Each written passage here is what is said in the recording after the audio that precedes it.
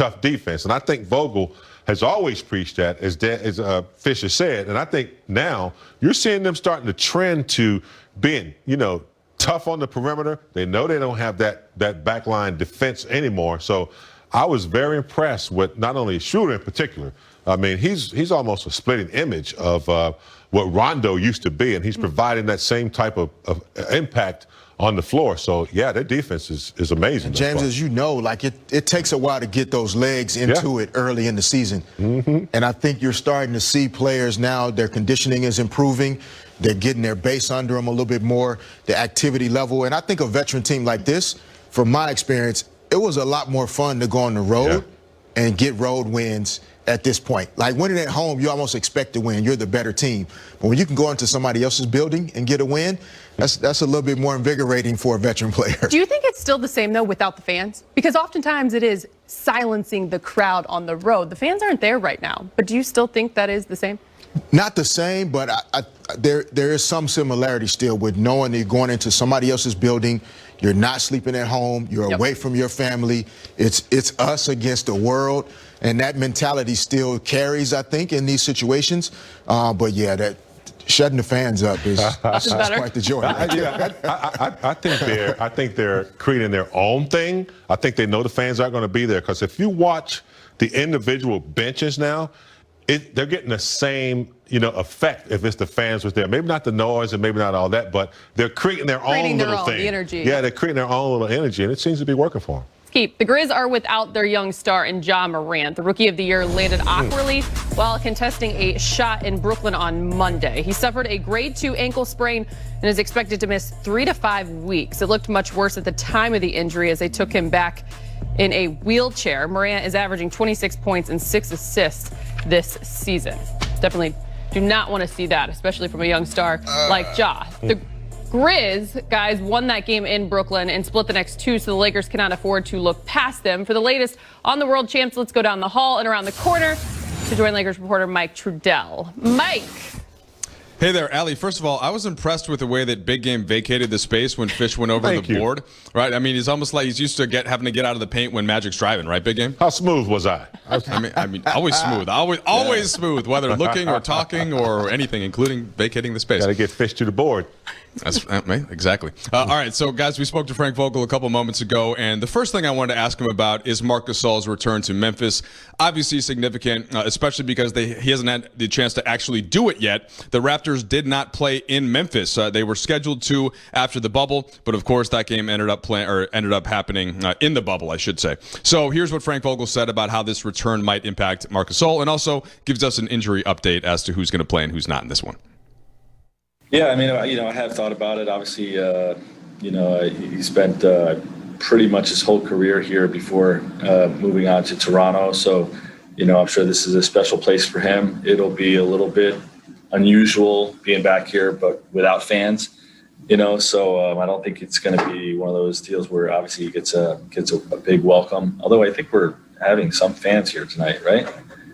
Yeah, there'll be minimal fans here. So I mean, I'm sure there'll be a warm welcome by the people that are here, and hopefully it's a great game for him.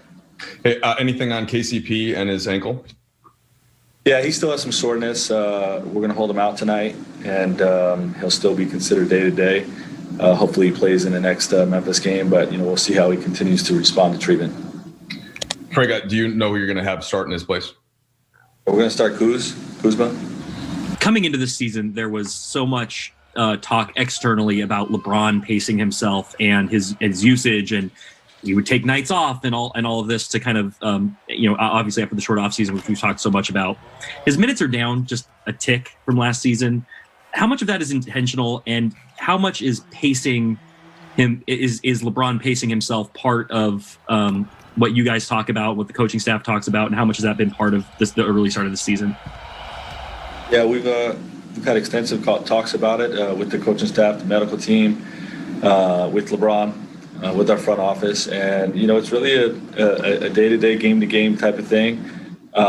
We just want to be responsible with his minutes more than have any kind of hard cap, and in terms of whether he's going to play every game, the plan will be for him to play, and if he has an injury that's acting up or whatever, and he needs to sit, then we'll sit him out.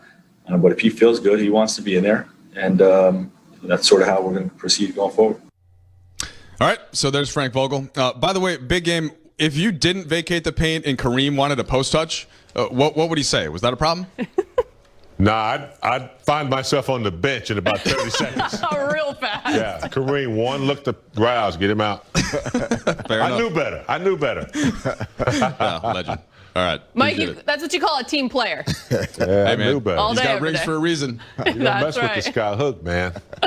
Thanks so much, Mike. Have a good Later, show, Mike. of course. The Lakers and Grizzlies are coming up here at 3 o'clock. Grit and Grind is back in Memphis.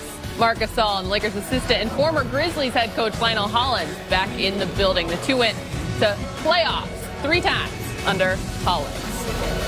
And later on Access, we'll count the Prez's three-point play as we bring in our Lakers insider Mike Bresnahan. 3 things that you were looking forward to in this game, and you want to start with LBJ. What has he shown you in this early season? I'm a little surprised, if not impressed, that he's played every game. I was one of the many guys who figured, all right, he'll play on opening day, of course, Christmas, of course, and then maybe start lateraling a game here and there because it is, after all, the shortest offseason ever in the NBA. But no, there he is. He's played them all. He's expected to play again today. That number right there is key, 32.2 minutes. That's about 10% under what he averaged over his first 2 years with the Lakers. So if Frank Vogel can keep him in that range, I think that's a good thing for both LeBron and the Lakers, kind of keep the minutes down, kind of cheat a little bit in that sense, because 2 minutes a game spread out over 72 games, that's a lot of playing time right there. So I think if LeBron can conserve in-game stuff, maybe he'll keep playing game after game after game.